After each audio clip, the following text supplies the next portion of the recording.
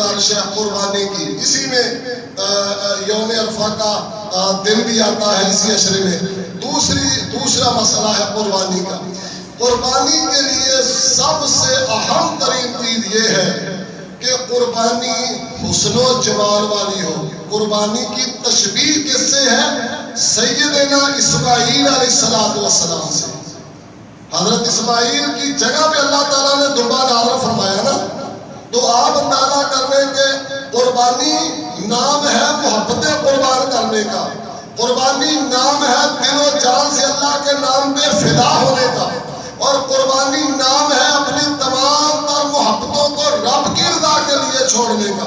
اور قربانی نام ہے اپنی تمام تر چاہتوں کو اللہ کے نام پہ ذبح کر دینے کا. تو حضرت اسماعیل علیہ السلام کی تشبیہ ہے قربانی کہ ان کی جگہ پہ اللہ تعالیٰ نے دمبا نازل فرمایا تھا.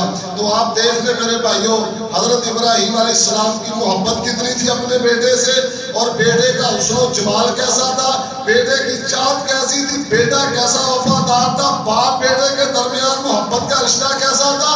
تو حضرت اسماعیل علیہ السلام، ہاں میں نے کہا تھا میں اولاد کے بارے میں ایک بات کروں گا. تو حضرت اسماعیل علیہ السلام کو رب کی راہ میں ذبح کر کے اللہ کے خلیل ابراہیم علیہ السلام نے اپنے اللہ کو راضی کر لیا. حتیٰ کہ آسمان سے آواز آئی، میرے ابراہیم میں راضی ہو گیا، میں راضی ہو گیا تجھ پہ، چھوڑ دے میرے اسماعیل کو، میں نے ذبح نہیں کروانا تھا. دیکھنا صرف یہ تھا، ایک طرف میرا دیا ہوا تیرا لخت جگر اسماعیل ہے، اور ایک طرف تجھے دینے والا رب جلیل ہے. اب ایک طرف میرا حکم ہے کہ کر دے، دوسری طرف تیرا بیٹا ہے، اس کی محبت ہے. میں نے دیکھنا یہ تھا بیٹے کی محبت کو ترجیح دیتے ہیں یا میری محبت کو ترجیح دیتے ہیں. اور تو نے سیکنڈ بھی نہیں لگایا، اپنے بیٹے کو میرے نام پہ ذبح کرنے کے لیے لٹا دیا ہے، اور تو نے چھری پھیرنے کا ارادہ کر لیا ہے. تو سچے دل سے یہ کام کر رہا تھا.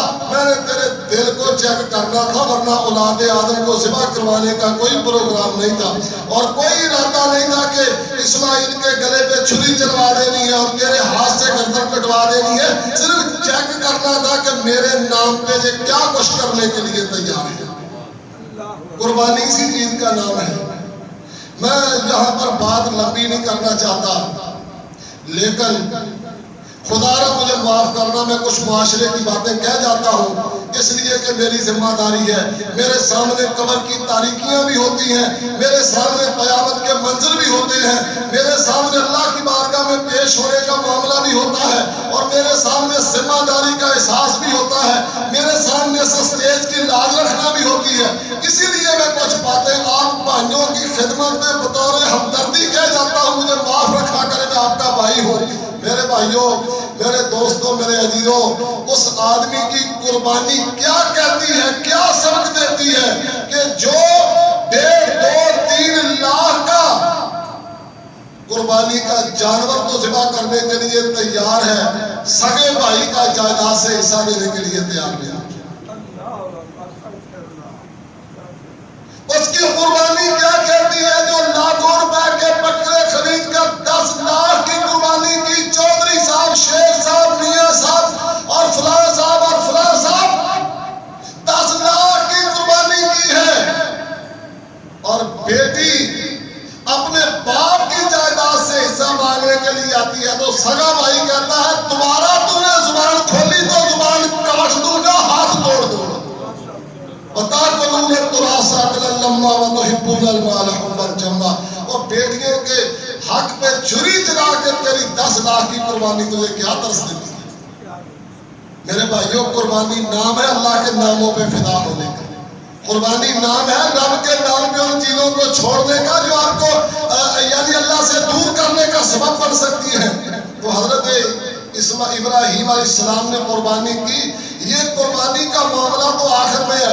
پہلے باپ بیٹے کا مسئلہ ابراہیم علیہ السلام کا اپنے باپ کے ساتھ جو معاملہ تھا، اور پھر بیوی بچوں کا معاملہ، پھر اللہ کے گھروں کی تعمیر کا معاملہ، پھر بیت اللہ کی عبادتگاری کا معاملہ، پھر اللہ کی توحید کا معاملہ، اور پھر اللہ کے نام پہ بتوں کو توڑنے کا معاملہ. پہلے یہ عقیدے کی اصلاح، یہ دعوت، یہ پیغام، یہ دین، یہ سارا کچھ ہے. قربانی تو میرے بھائیوں آخر میں آ کر ہے. پہلے پہلے ان چیزوں پہ غور کریں آپ۔ اگر ابراہیم کی سنت ہے تو ابراہیم کی سنت میں اگر یہ ترتیب نہ ہو تو میں اگلے جمعے پہ اس اسٹیج پہ ہاتھ جوڑ کر معافی مانگوں گا آپ سے کہ میں جذبات میں کہہ گیا تھا، معذرت چاہتا ہوں۔ لیکن کیا حضرت ابراہیم علیہ السلام نے بیٹے کی قربانی کرنے سے پہلے جتنے کام میں نے کروائے ہیں یہ پہلے کیے تھے یا نہیں کیے؟ رشتہ داری کا معاملہ، باپ بیٹے کے ادب و احترام اور حقوق کا معاملہ، بیوی بچوں کے حقوق کا معاملہ، گھروں کی دیکھ بھال کا معاملہ، اللہ کے گھروں کی تعمیر و ترقی اور آبادکاری کا معاملہ، اللہ کی توحید کی دعوت کا معاملہ، عقیدے کی اصلاح کا معاملہ اور نمازی بننے بنانے کا معاملہ، یہ سارے معاملات پہلے، قربانی تو آخر میں جا کر آتی ہے۔ تو اپنی اولادوں کو ایسی تربیت دیں کہ آپ کی اولادیں آپ کے لیے ذریعہ نجات بن سکیں۔ یہ حضرت ابراہیم علیہ السلام نے اولاد کو تربیت ایسی دی تھی۔ ہم نے دیکھا ہے لوگوں، یہ دنیا کی تعلیم اور یہ ڈگریاں اور بڑے بڑے پڑھے لکھے، لیکن والدین کے ساتھ وہ سلوک کرتے ہیں اور کئی دین کا علم پڑھے ہوئے، دین کا سنیے میرا یہ جملہ، دین کا علم پڑھے ہوئے بھی اس بات کا خیال نہیں کرتے۔ دین کا علم پڑھنا اور چیز ہے، دین کا رنگ بندے پہ چڑھنا اور چیز ہے۔ پڑھے ہوئے سارے ہی ہیں، بڑے بڑے عالم ہیں، اپنے والدین سے اچھا رویہ نہیں کرتے۔ باپ بیٹا اپنے باپ کے سامنے لیٹ گیا۔ میں نے پچھلے دنوں خدا کی قسم ایک ویڈیو دیکھی، شاید میں یہی بات کر سکوں پھر اگلے جمعے میں باقی۔ میں نے پچھلے دنوں میں میں نے ویڈیو دیکھی، گجرات کے علاقے کی تھی، اولڈ کیمپ تھا وہاں پر۔ تو ایک آدمی، اس کی ایک عورت، اس کے بیٹے، کوئی وکیل تھا، کوئی جج تھا، کوئی ڈاکٹر تھا، کوئی انجینئر تھا، کوئی بیرون ملک تھا، کوئی بزنس مین تھا، یعنی بڑے بڑے اچھے عہدوں میں فائز تھے اور بڑے بڑے کاروباری تھے اور بڑے مالدار تھے۔ اپنی والدہ کو اولڈ کیمپ میں جمع کروا گئے۔ ماں تھی نا، کچھ ہی مدت کے بعد بے تاب ہو گئی، رونے لگی، اور اولڈ کیمپ کی جو انچارج تھی نا میڈم، اسے ہاتھ جوڑ کر دعائیاں دیتی ہے، ایک مرتبہ میری اولاد کا منہ تو مجھے دکھلا دے۔ ایک دفعہ وہ پیچھے رابطہ کرتی تھی اولاد کے ساتھ میڈم، اولاد کہتی تھی نہیں نہیں اس کو لانا نہیں ادھر، ہم ادھر ہی آ جائیں گے۔ وہ ٹال مٹول کرتے رہے اور والدہ تھی وہ التجائیں کرتی رہی۔ ایک مرتبہ مجھے لے جاؤ گاڑی میں، گاڑی سے بھی نہ اتارنا، صرف میرے بچوں کو میرے سامنے کر دینا، ایک مرتبہ ان کا چہرہ دیکھ لوں گی، مجھے واپس لے جاؤ۔ تھک ہار کر ایک دن وہ میڈم نے خود یہ ویڈیو اپلوڈ کی ہے نیٹ کے اوپر۔ ایک دن وہ لے گئی، کہا تمہاری ماں چاہتی ہے کہ میں تمہارے ساتھ رہوں باقی کی زندگی، اب زندگی پتہ نہیں وفا کرے یا نہ کرے، تھوڑے دن ہے تو میں تمہارے ساتھ رہنا چاہتی ہوں۔ اس نے کہا اچھا ٹھیک ہے، آپ ان کو چھوڑ کر جائیں۔ وہ چھوڑ کر میڈم کہتی ہے میں واپس آ گئی۔ چند ہی دنوں، 2-4 دن کے بعد وہ عورت آئی، اس کا بیٹا لے کر آیا جو اچھا خاصا افسر تھا، پڑھا لکھا تھا، وہ لے کر آیا۔ اس نے کہا میڈم آپ اس کو اپنے یہ اولڈ کیمپ میں رکھیں، اب جی آپ کے پاس رہے گی، یہ نہیں جانے کی ضد کرے گی۔ اس نے کہا اماں جی ہمارے پاس رہو گی؟ اس نے کہا ہاں میں رہوں گی۔ وہ چھوڑ کر چلا گیا۔ اس نے کہا اماں جی آپ نے ضد کی کہ میں نے اپنی اولاد کے پاس جانا ہے، اب تیسرے چوتھے دن آپ واپس آ گئی ہیں اور اب آپ کہتی ہیں کہ میں اولڈ کیمپ میں رہوں گی۔ اللہ اکبر، اللہ کی قسم میری ہمت جواب دے گئی ہے اس عورت نے جو کہا۔ اس نے کہا میڈم ذرا کمرے میں آؤ، کمرے میں آؤ۔ میڈم کہتی ہے میں کمرے میں گئی، اس عورت نے اپنا قمیض اتارا۔ اس نے کہا جسم کا کوئی حصہ ایسا نہیں ہے جہاں پر چوٹ نہ آئی،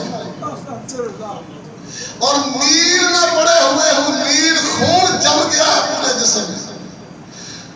اس بیٹے نے مارا ہے جسے مدتوں میں اپنی چھاتی سے لگا کر دور بناتی تھا۔ یہ میرے بیٹے نے میرے ساتھ کیا ہے۔ میڈم کہتی ہے میرے ہوش اڑ گئے۔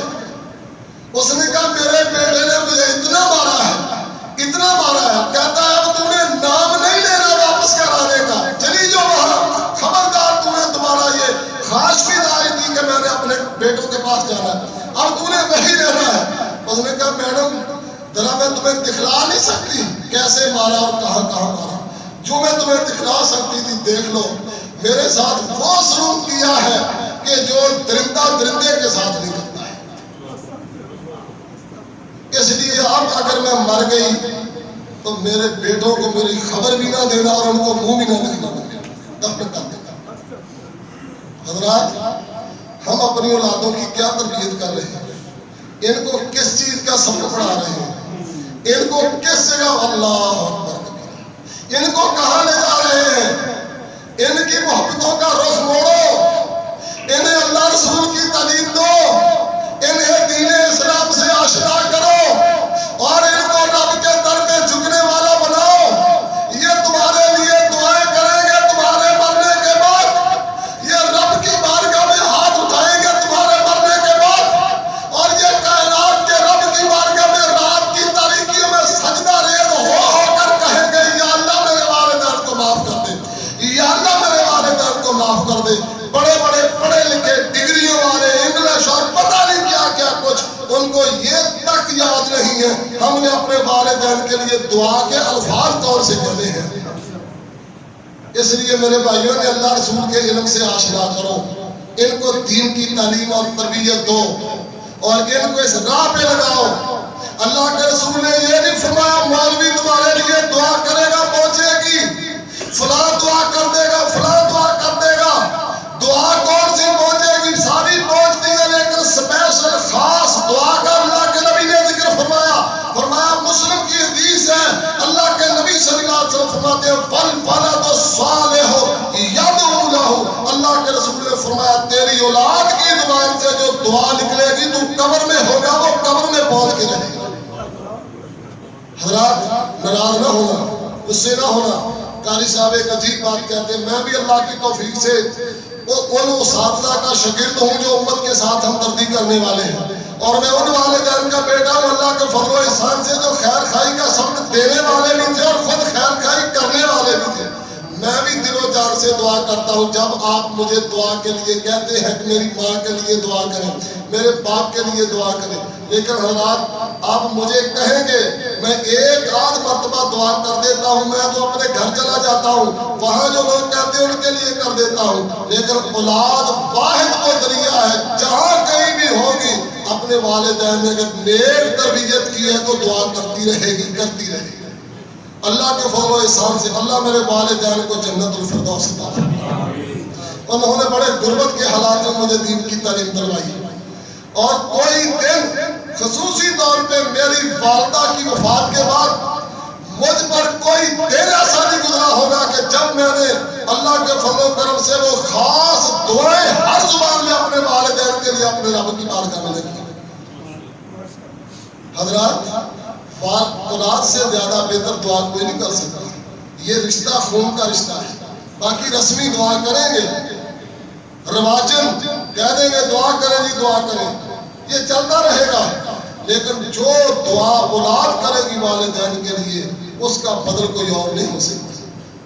اس لیے اپنی اولادوں کو نجات کا ہدیہ بنائیں، سبق حاصل کریں حضرت ابراہیم اور حضرت اسماعیل علیہ السلام کی سنت سے۔ تو میرے بھائیوں باقی باتیں تو اگلے جمعے میں عرض کریں گے۔ جس کا قربانی کا ارادہ ہے وہ ذی الحجہ کا چاند نظر آ چکا ہے آج رات جو، تو وہ عید کی نماز اور قربانی ذبح ہونے تک اپنے ناخن، اپنے بال اور کسی قسم کی کوئی حجامت نہ بنوائے۔ اسی طرح قربانی کا جانور خریدتے وقت کوشش کریں لولا لگڑا نہ ہو، کانا بہنگا نہ ہو، اور اسی طرح سینگ ٹوٹا ہوا، کان کٹا ہوا، اور اسی طرح اتنا کمزور کہ جس کی ہڈیوں میں میخی نہ ہو، جیسے کئی مرتبہ بیماری سے ہو جاتا ہے اور کئی مرتبہ جانور بوڑھا اتنا ہو چکا ہوتا ہے کہ اس کی ہڈیوں میں میخ باقی نہیں رہتی ہے، تو ایسا جانور، بیمار جانور، اس سے آپ گریز کریں، پرہیز کریں۔ ایک گھر جن کا کھانا پینا، اگر کسی گھر میں 5-6 بھائی اکٹھے رہتے ہیں، ان کی آمدنی بھی اکٹھی ہے، ان کا خرچ بھی اکٹھا ہے، حالانکہ وہ شادی شدہ ہیں، بال بچوں والے ہیں، فیملی ہے ان کی، لیکن ان کا آمدنی اور خرچہ اکٹھا ہے، تو پھر میرے بھائیوں ان سب کی طرف سے ایک قربانی کفایت کر جائے گی. یہ ضروری مسائل ہے. باقی قربانی کے مسائل پہ تفصیلی گفتگو اگلے جمعے میں کریں گے. اللہ ہمیں سمجھنے کی اور عمل کی توفیق عطا فرمائے. وآخر دعوانا الحمدللہ.